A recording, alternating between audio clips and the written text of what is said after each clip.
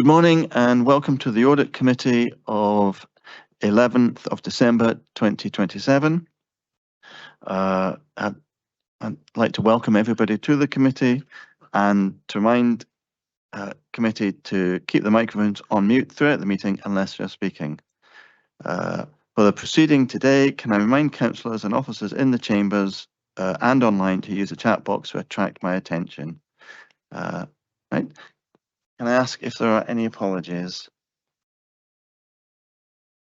Thank you, Convener. We have no formal apologies this morning, but for those joining us online, when I call out your name, could you please confirm you're present? Councillor Harvey. I'm present. Thank you. And Councillor McPherson. Present. Thank you. All members are present, Convener. Are there any declarations of interest for DI in the comments?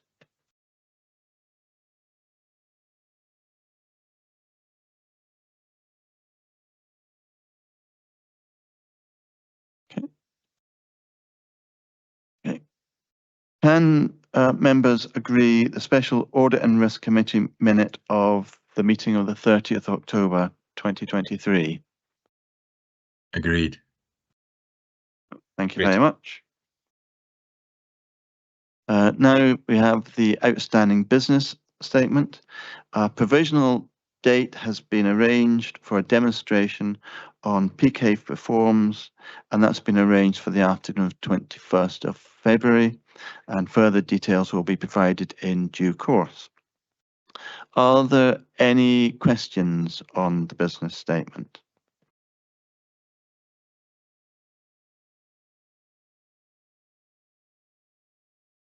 Okay, great, thank you. Can I ask the members to agree the outstanding business statement? Great, thank you. Agreed. Okay. We now come to the draft audited 2023 accounts and draft or annual audit report to the members of Perth and Kinross Council and the Controller of Audit for the year ended 31st of March 2023. Can I ask Mr. Mackenzie, who's Head of Finance, to introduce the report?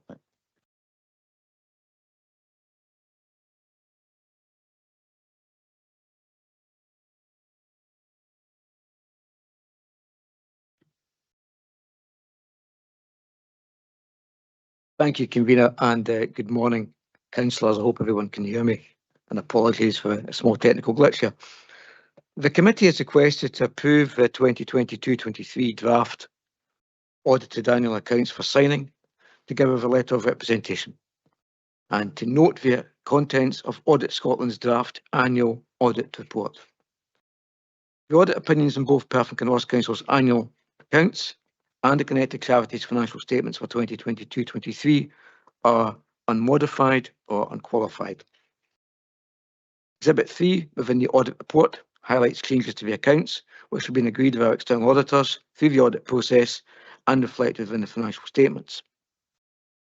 Although these adjustments are substantial, particularly in respect to the valuation of the Council's pension assets, they do not impact upon the uncommitted cash reserves of the Council, which remain unchanged from the unaudited accounts at approximately £18.2 million, or 4% of the net revenue budget as at the 31st of March. I appreciate that Mr. Howarth may wish to comment further in introducing his report.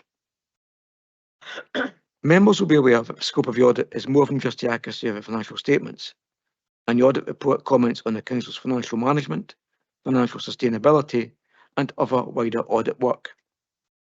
Our auditors found that the Council's budget setting and financial management arrangements operated effectively during 2022-23, that there are clear links to corporate plan priorities within the medium-term financial plan, albeit with significant financial challenges ahead, and that the Council continues to have a clear vision and a transformation and change strategy that is extensive and ambitious.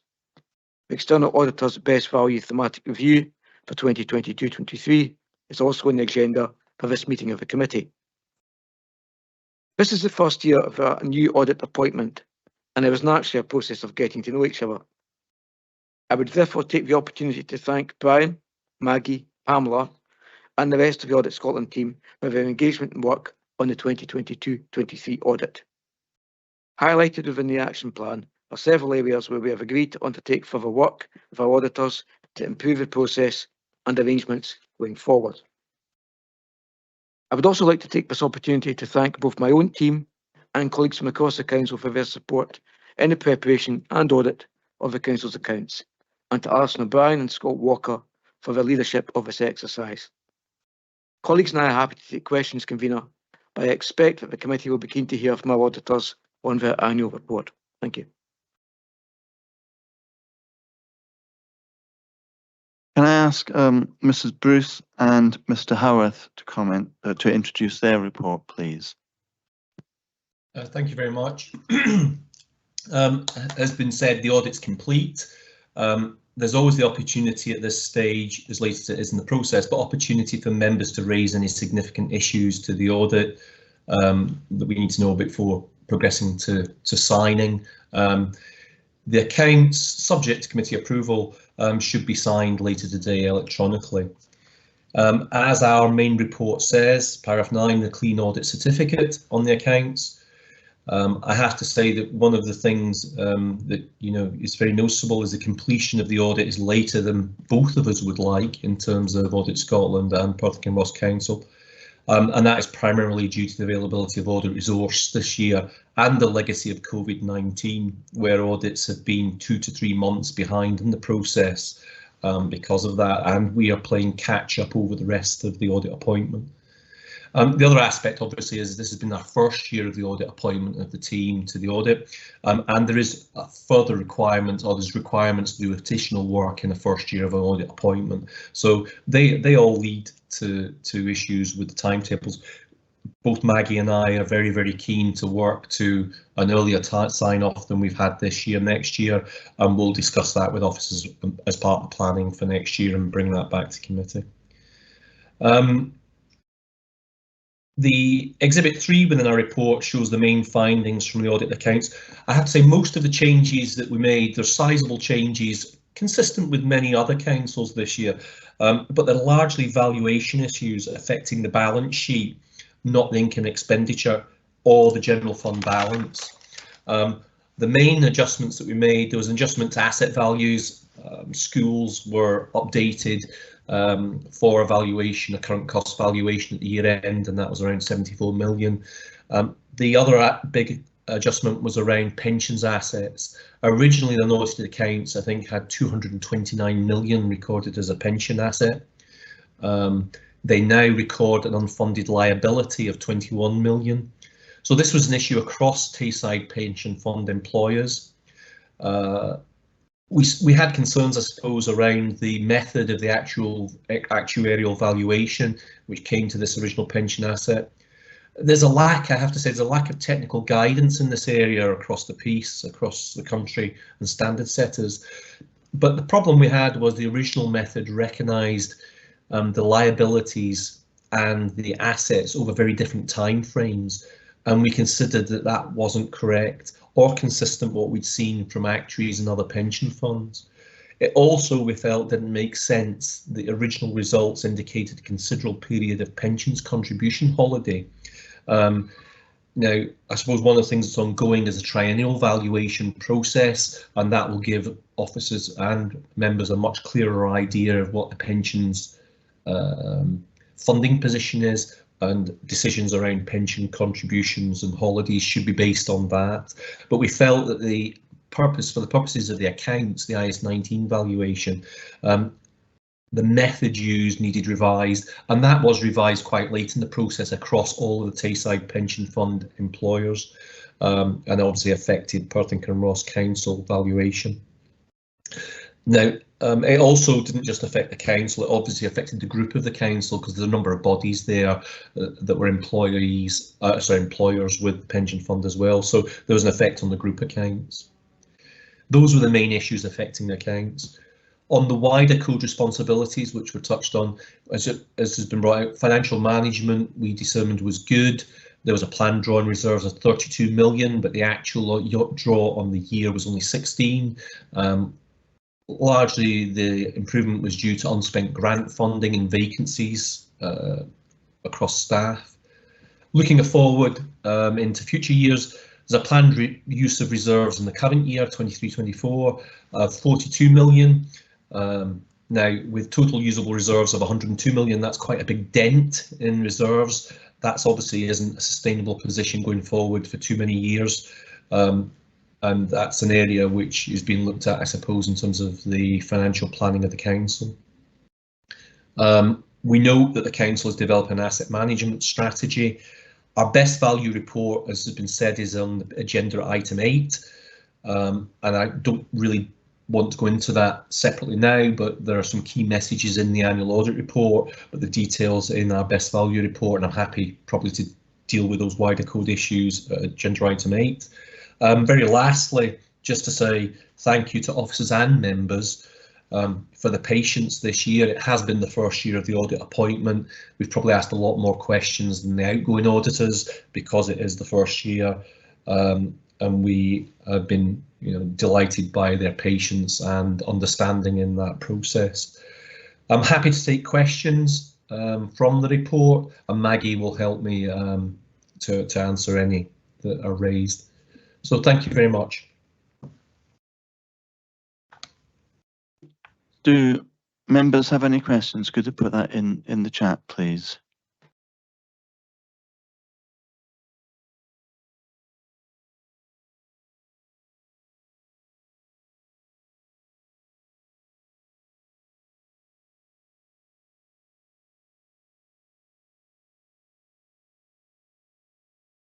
Councillor Stewart.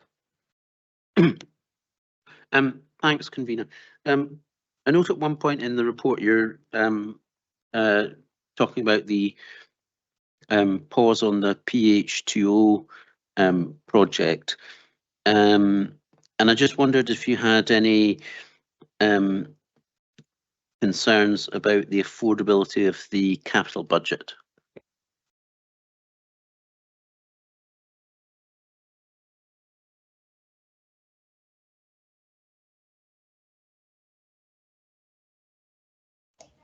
Sorry for that, I'm dodging around trying to find the right button. We didn't look in detail about the affordability of the capital budget, I suppose. The accounts identify, and actually our report refers to it, identifies the capital resource and requirement, and the fact that the council a number of years ago has borrowed extra because of beneficial borrowing rates.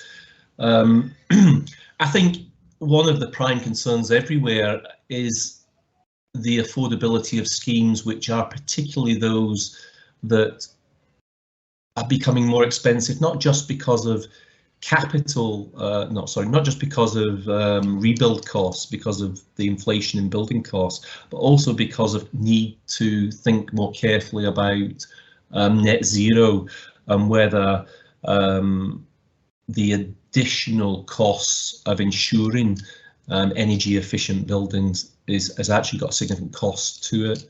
So we haven't looked specifically at the funding or the affordability of it, but I would think generally across the piece we see capital programmes being perhaps overly optimistic and needing more frequent revisits about what's affordable and what can be delivered within the envelope, both in terms of cost and in terms of resources available.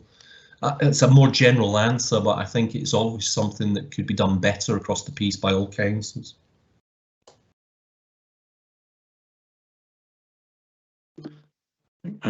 Councillor Stewart. Thanks.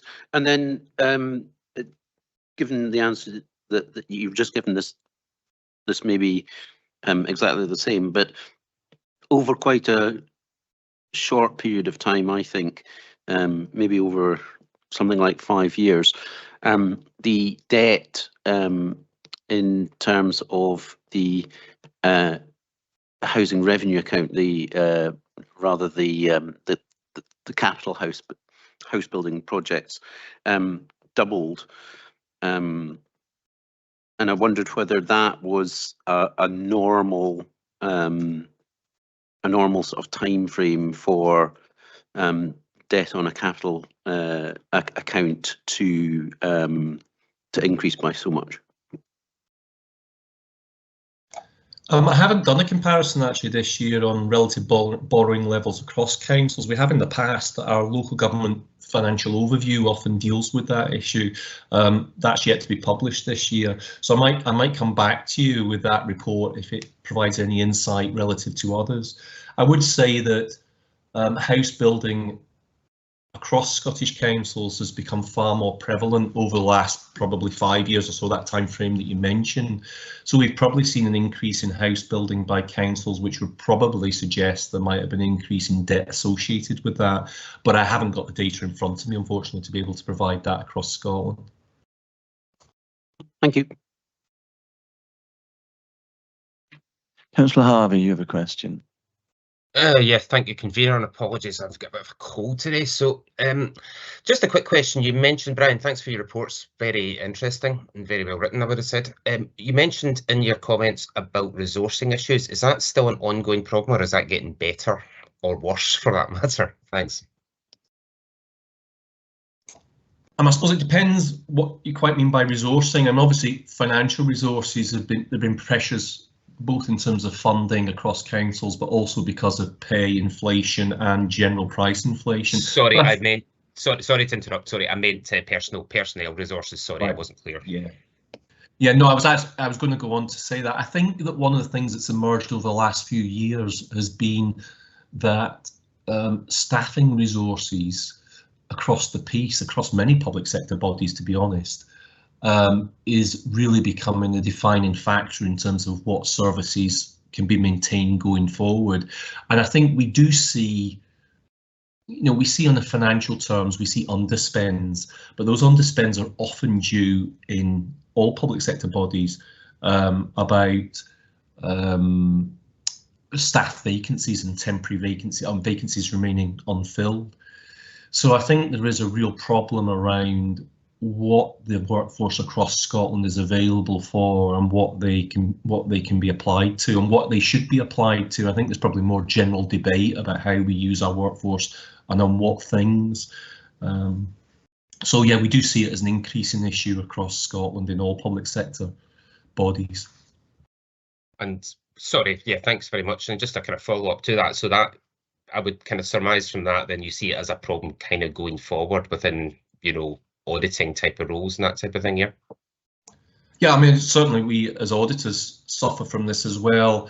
I mean, we at one point in the year, we were 25% short in resources to deliver our portfolio of audits. There's 24 audits within my audit portfolio.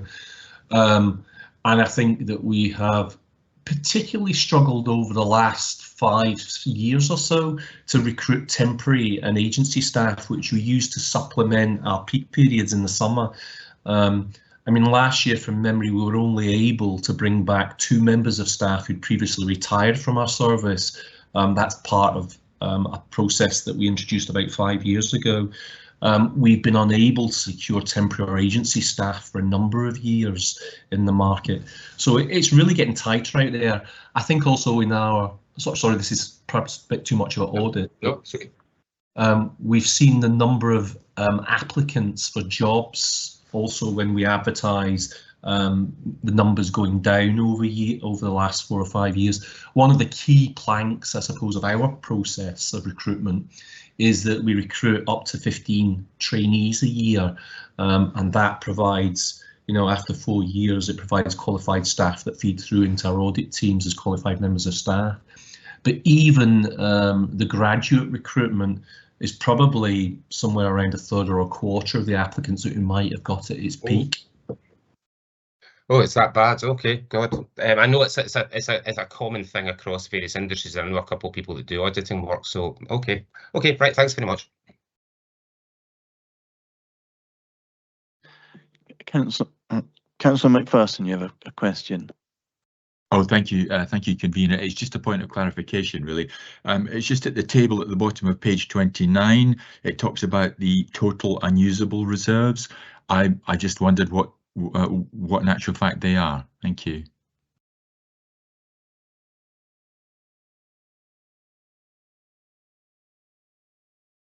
Is that a question for Mr. Mackenzie?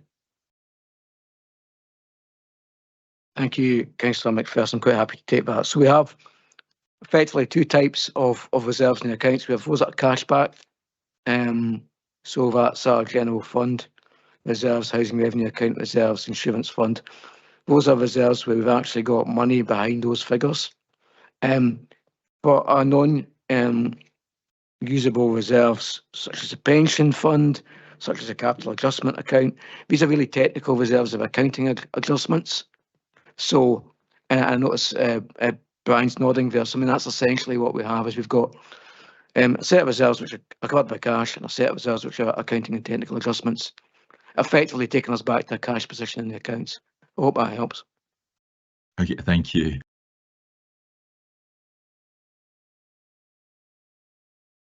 If there are no other questions, I have two questions to ask.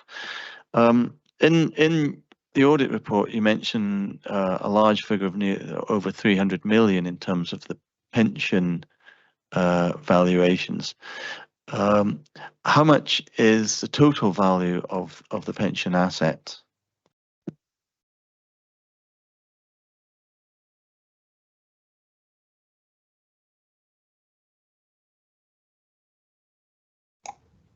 You'd probably find one of us scurrying to look at the accounts to give you both the pension asset and liability. It's just roughly to get a sense of what the impact of or the size of the variation is. So I think off the top of my head, the pension asset that was recognised in the unaudited accounts was 225 million, and that moved to a pension liability of 21 million. So effectively a shift of 250 million from the unaudited to the audited accounts. Okay, thank you. And the other question is, you've made a number of recommendations in the audit. Do any of them have a material impact on the day-to-day running of the council?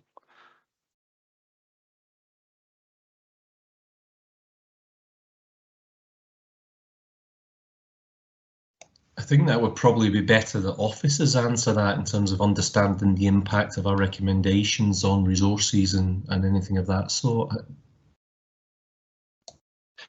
Mr. Mackenzie, are you able to answer that question?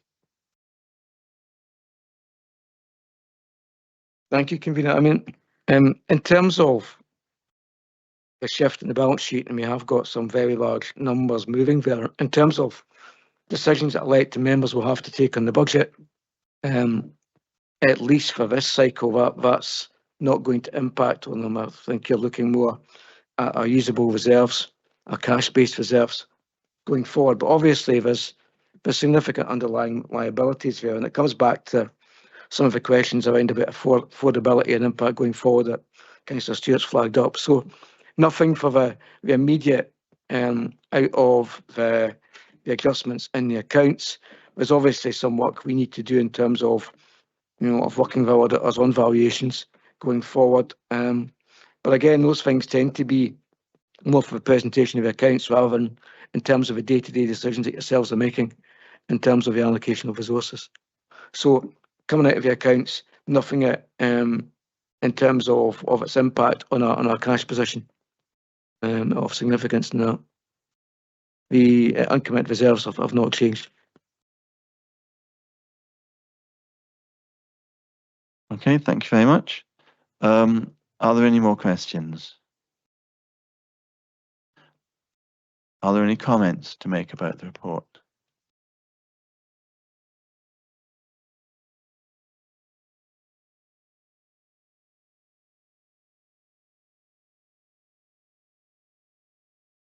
Councillor Barrett.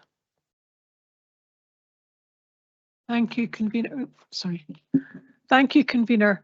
I'd just like to say I note on page 141 of the pack that the auditors acknowledged that the accounts presented were of a good standard and that officers provided good support to the audit team. And I'd like to thank Scott and Stuart and all the finance team and all the other officers across the council for the work on the accounts, and to all of them, and to Jackie Clark as our Chief Internal Auditor for all your protracted work with the auditors to get the audit completed.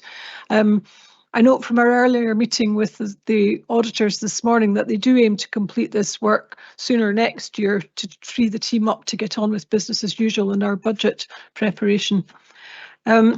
Page 160 in the auditor's report notes that our medium-term financial plan that we reviewed earlier this year has a cumulative funding gap over the next 6 years projected at £192 million. And the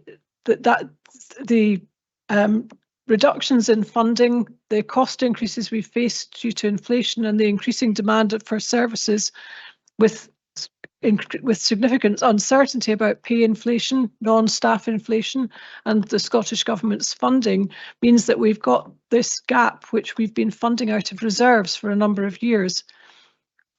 We're aiming to tackle it through the Transformation and Change programme, and we've delayed the capital investment in PH2O, but that's not going to be enough, and we have to go on. We'll have to cut services, and that'll mean cutting jobs. It's very clear that we'll have to take hard decisions in the budget for 24-25 and the coming years to bring our finances into a sustainable position. And I'd just like to appeal again to elected members to please grasp the nettle and recognise that we have to put our finances on a proper footing, and it must include a realistic approach to council tax if we're to save jobs and save services. Thank you. Okay, are there any other comments? I'd like to finish by again thanking the finance team. This is another excellent audit from the external auditors. It's unqualified, unmodified, and reflects very, very well on our excellent finance team. And I think that brings up.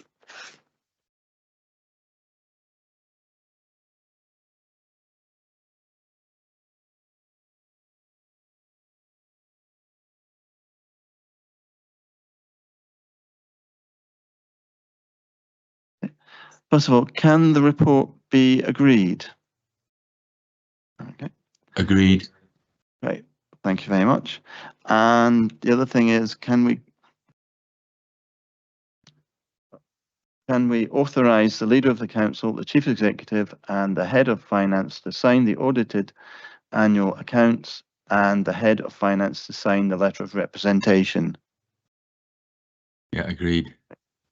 All right.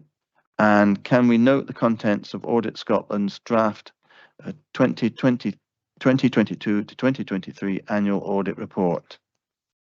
Noted. Great. Thank you very much. And that brings that paper to an end. I'd like to ask Councillor Chan to look after the next two papers on internal audit. Thank you, Convener. Moving on to item number 6, internal audit follow-up. I'll now ask Jackie Clark, our Chief Internal Auditor, to introduce the report. Thank you.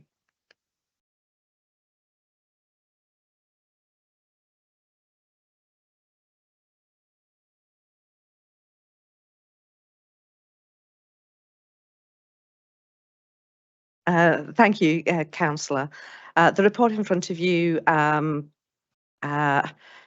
presents the current position on internal audit follow-up of actions which were due to be completed up to the end of October 2023. There were 4 actions which were due to be completed, 3 of which were completed and now will no longer be featuring at this committee.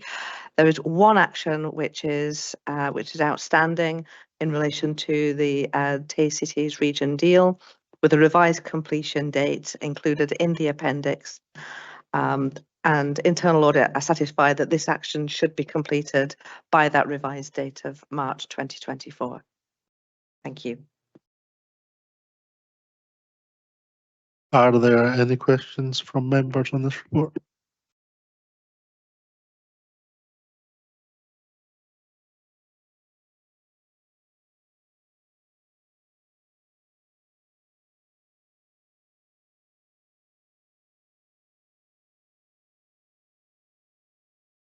Are there any comments on this report?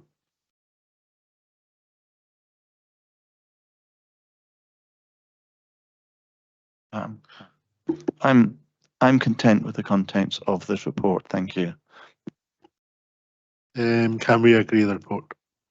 Agreed. Agreed. Thank you. Moving on to item number 7, internal audit update. I'll now ask Jackie Clark to introduce this report. Thank you, Councillor. This report presents progress with internal audit plans, and the committee is asked to note progress. As is contained within the body of the report, there are some areas of unplanned work where internal audit has been involved with, and where there are any issues of relevance to this committee in relation to internal control, risk management and governance, then future meetings will consider those outcomes. At 5.3, I've highlighted a particular piece of additional work which the service has been which internal audit has been involved with. The service in question requested internal audits of advice and assistance in a specific area within their remit, and to provide that on a consultancy basis. The outcomes from this piece of work will inform future internal audit plans, but at this point, no report on that will come forward to this committee. But as I say, it will inform future work of internal audit. I'm happy to take any questions or comments on this report. Thank you. Are there any questions from members on this report? Colin Stewart. Thank you, Vice Convener. I was just wondering if you could give us a flavour of, if the Chief Internal Auditor could give us a flavour of what further areas of unplanned investigatory work have arisen during the audit year. Thank you for the question. This really arises from contacts with services which may be of a whistleblowing nature, which may require a bit of further investigations to ascertain whether or not there are any grounds for any concern on the part of the person who would make any disclosure. Sometimes, although issues come to our attention, they may well not be whistleblowing of nature, but they could end up being areas for improvement, and we would consider them as that. But it does very much vary on a case-by-case basis. Thank you. Do other members have any other questions?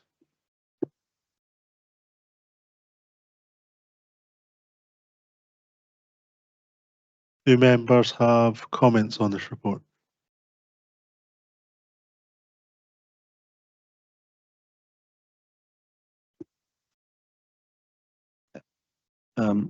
Yeah, I'm content with the contents of reports. So thank you, Mrs. Clark. Can we agree this report, please? Agreed. Agreed. Thank you. I'll now pass back to the convener. Thank you. The next report is the best value thematic report review from Audit Scotland. And can I ask Mrs. Mailer to introduce the report?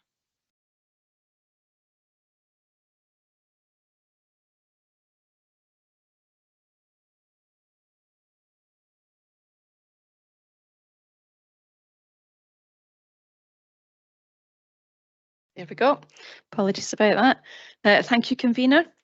The committee is asked to note the content of the best value thematic review report produced by Audit Scotland, and to note that progress on the 2 improvement recommendations contained within the report will be updated through the Council's annual performance report. It's worth noting that this is the first year the committee will have seen a best value thematic review report in this format. Previously, there would have been a separate piece of work, audit work carried out once every 5 years to produce a best value assurance report for the council. The most recent one for Perth and Kinross Council was published in 2019. However, at the end of last year, Audit Scotland announced a new approach, the result of which is this new annual best value thematic review report, which looks at how the council is performing against a number of key themes. As you can see from the report, it sets out a number of key headline messages from the audit findings, which recognise the improvements that we have introduced this year in our performance reporting approach, including recognising that a new corporate plan is clear, appropriate and focused, and was developed based on consultation with a range of partners. It also notes that our targets on addressing the climate emergency are clear and that our work to remove inequalities is at the heart of our organisational priorities. The report makes 2 recommendations for improvement action, both of which we have accepted and have agreed a response. The first is to revise our workforce plan. This is already in hand and was planned as one of the next steps from the leadership review and the implementation of our new operating model. This will come in a new detailed people and culture plan to our Finance and Resources Committee before the summer recess next year.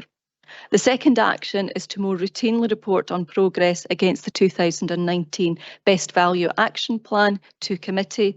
This is something which had been disrupted, as you will be aware, by the pandemic, although activity to address these actions has been undertaken and has been reflected, although not always clearly labelled as being part of the best value actions within our annual performance reporting.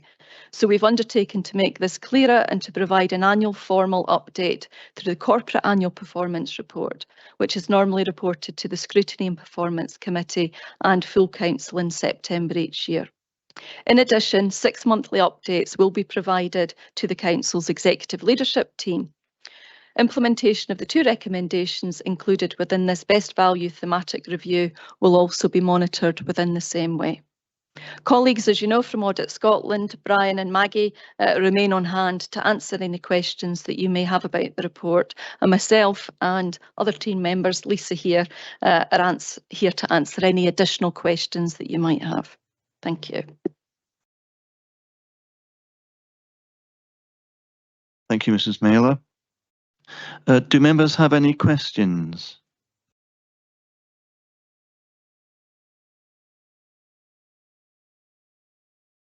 Councillor Barrett, you've got 4 questions. Do you want to do them one at a time, please?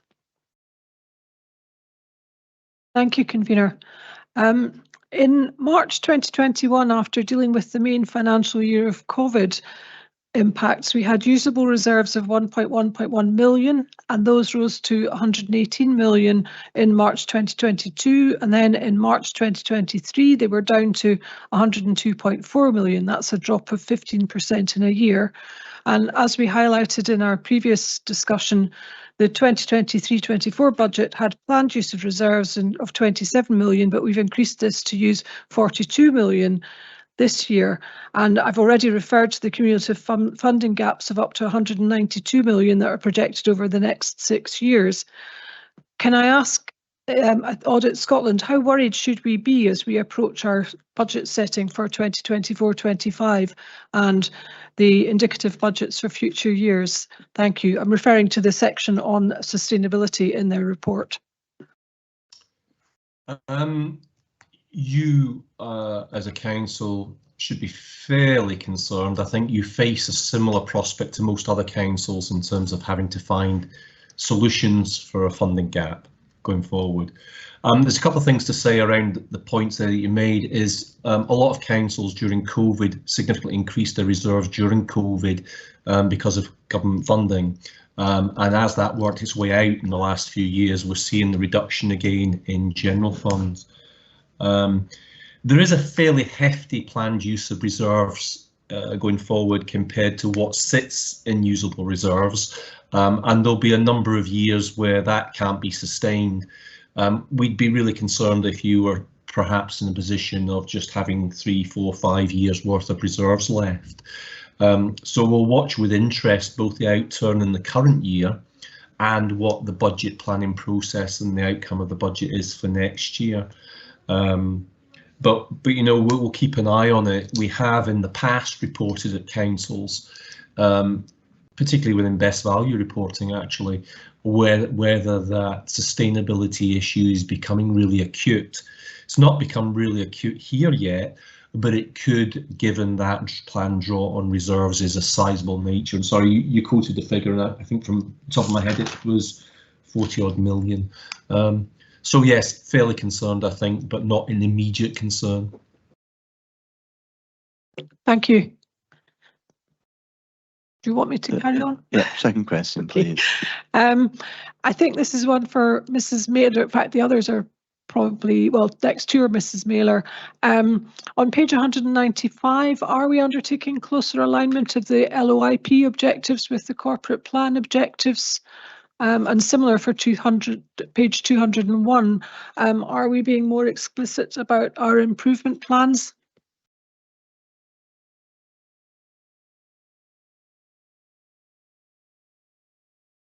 Thank you. In answer to the alignment in terms of the local outcome improvement plan, the local outcome improvement plan very much aims to tackle inequalities. Our corporate plan has those wider organisational priorities. We are working with the Community Planning Partnership at the moment as we go into next year to review our progress against the LOIP, the Local Outcome Improvement Plan priorities, and that absolutely will be a continued area that we will look at in terms of the review. Could you repeat, sorry, Councillor Barrett, the second question? Second question was about page 201, where it says that we're not being very explicit about our improvement plans, and just I wondered if that was being tackled as well, please. Thank you. And yes, certainly that 2 points there, I think, within our annual performance reporting and indeed our wider performance reporting. One of the previous actions was for us to be, I think, clearer about areas where we hadn't performed so well, and certainly that is an area that our colleagues on Scrutiny and Performance Committee have challenged us. So better reporting in terms of where we haven't performed so well, and a clearer link there to what the resulting improvement actions are. So in answer to your question, yes, absolutely. Thank you. My next question is on page 199, paragraph 38. Why is there such a drop in Perth and Kinross in the percentage of council dwellings that aren't meeting Scottish housing standards?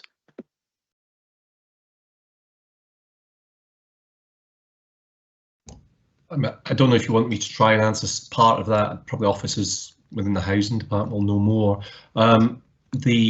We saw this, it's one of the examples, I think, in LGBF monitoring where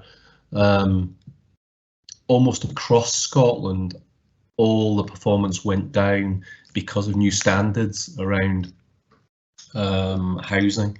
So we saw a decline across the piece, across Scottish councils. Some obviously declined more than others, which meant that their relative ranking to other councils decreased more, but we have seen it decrease across the piece, and I think it's to do with increased standards around energy efficiency and heat loss, etc. But I'm sure there are others that will be able to tell you a lot more about that within the housing department. Thank you. I'm not sure if I have got colleagues from housing on the call, but certainly I think Brian has answered that question. Certainly there was a change within the definition and we saw kind of at a national level, we had some particular challenges in terms of our meeting the energy efficiency measures as Brian has outlined, and there are clear plans in place, but we could certainly get more detailed information from our housing colleagues if that would be helpful. Thank you. And your last question. Yes, my last question was just about page 210, paragraphs 83 and 84. There just seemed to be a bit of confusion in the references about the Climate Change Commission, and then it says Climate Change Committee, but we have the Climate Change Commission and we have the Climate Change and Sustainability Committee. And also just to point out that the annual performance report has been provided to the Council rather than Climate Change and Sustainability Committee to update on the progress made on the strategy and action plan. So it's just there seems to be a bit of a confusion in paragraph 83. We'll check those references to make sure they're accurate. Thank you. Are there any other questions? If not, I have two. You make quite a lot of reference in the report to the local government benchmarking framework. Do you feel it's appropriate to put the same weighting on each of the 62 values? Because some of them are more useful than others. So I suppose there's two aspects to our assessment here. One, if you look purely at LGBF and the relative ranking of the council against those measures does treat them equally. Actually, what it treats equally is the non-cost measures. But the other aspect of the review that we do is we look at what the council's priorities are, and we assess how the council is doing against its own priorities. Now, that could be a very different subset of priorities than the wider, more general LGBF measures. So we try to look at both of those things. Obviously, as a council, you should be most interested in what your priorities are and what you have set to measure those outcomes and priorities. The LGBF is more of a wider, blunt tool, I would say, and you may not, as a council, share the same areas of priority in equal form, but we'd expect, you know, the local priority setting and the monitoring, performance monitoring in the council to take advantage, to reflect that process of difference between what LGBF says generally and what you think is important to the council. And we do look at that as part of the overall assessment. A second question, if you don't mind, about again, it's the LGBF. My concern is that you look at the rankings, and in some rankings, the differentiation between a first place and a fifth place can be very, very small. Tiny movements in the data can actually have quite large movements in your position on the ranking. And I'm thinking of the Scottish Football League, where there was only 5 points between 5 different teams, and so if St Johnstone won 3 matches in a row, they'd be well up in contention for sixth place. Is that a concern that we should have about using these rankings?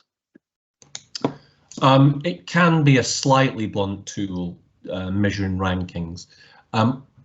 You're right, there are some indicators which have got a very small spread, something like council tax collection rates or positive destinations for school leavers. You know, probably the worst performance in those is about 92-93%, and the best is like 96%. So there's a very small spread in those.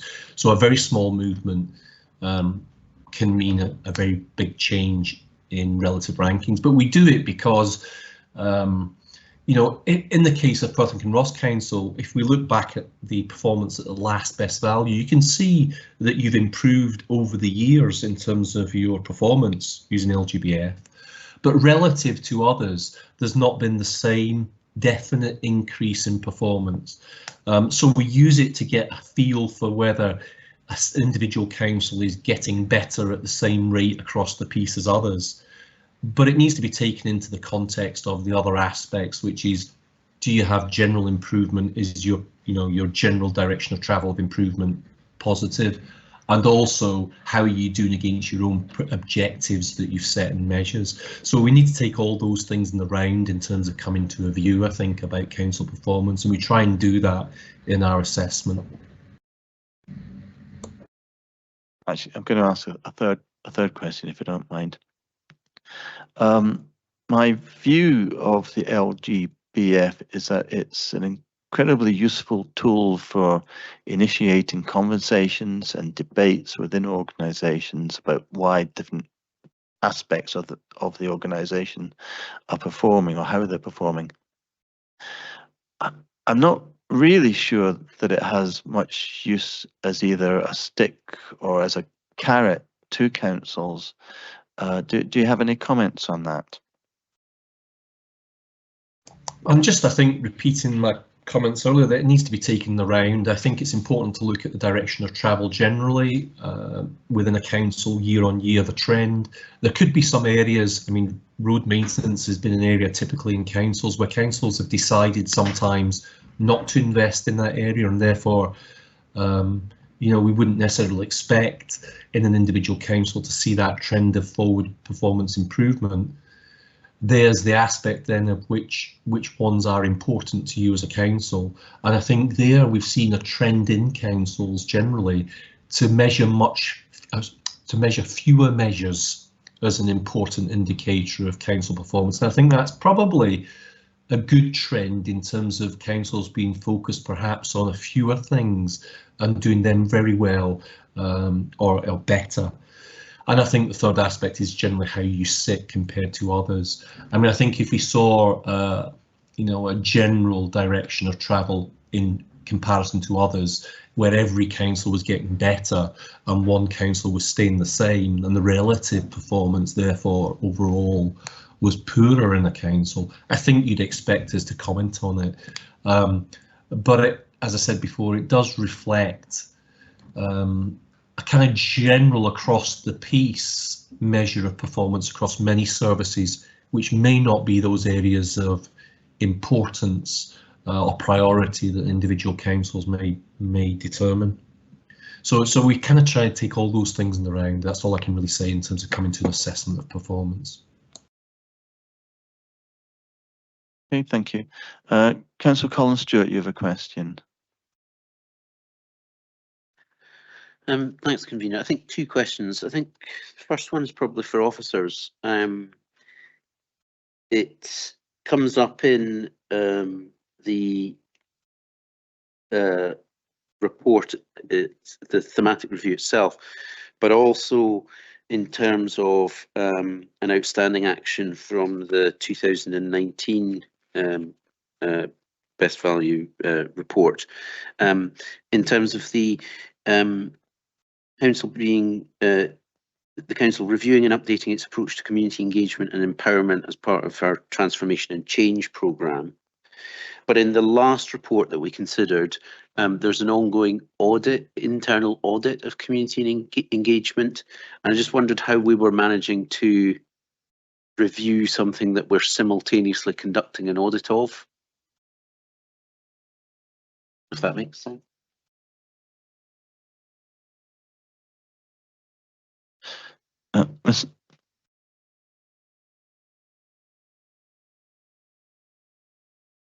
Mrs. Clark, would you like to answer?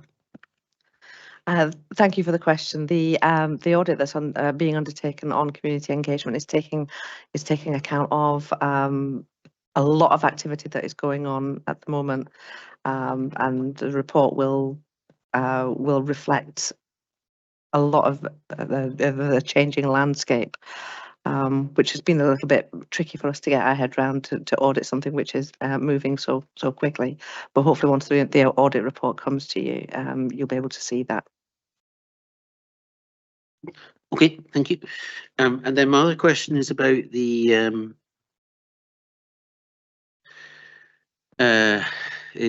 paragraphs 59 and 60 on participatory budgeting.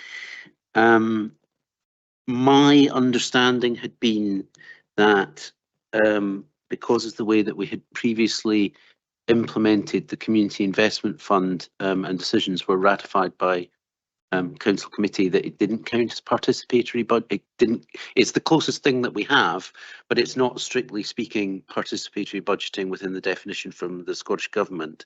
But can I just check the numbers as well, because with a budget of 0.4 million representing 0.3% of the annual gross expenditure of the council, I think that 0.3%, I think £400,000 is an awful lot less than 0.3% of our gross expenditure, isn't it?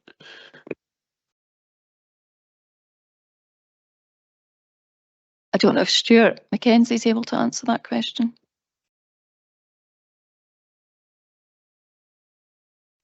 We can double check that percentage. You go back through the calculation to see how we calculated it. I don't have the data to hand really to do it here, but we can check that and correct it if it needs corrected. Thank you.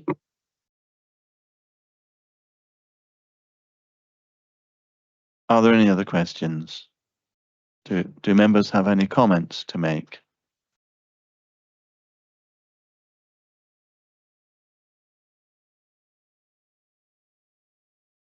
Well, I'd like to finish by thanking Mr. Howarth and Mrs. Bruce from Audit Scotland for the report, and for Mrs. Mailer and Mr. Mackenzie for the input into the report. So thank you very much to all concerned. It's an excellent report. So thank you very much. Are members happy to agree the report? Agreed. Thank you very much indeed.